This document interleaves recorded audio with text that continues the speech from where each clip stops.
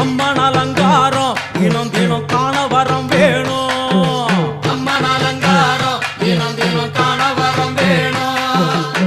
அம்மன் அலங்காரம் கண்டுவிட்டா நம்ம குறை தீரும். அம்மன் அலங்காரம் கண்டுவிட்டா நம்ம குறை தீரும். அம்மனுக்கு விரதம் ஆதி முதல் இன்று வரை வழக்கம். அம்மனுக்கு விரதம் ஆதி முதல் இன்று வரை வழக்கம்.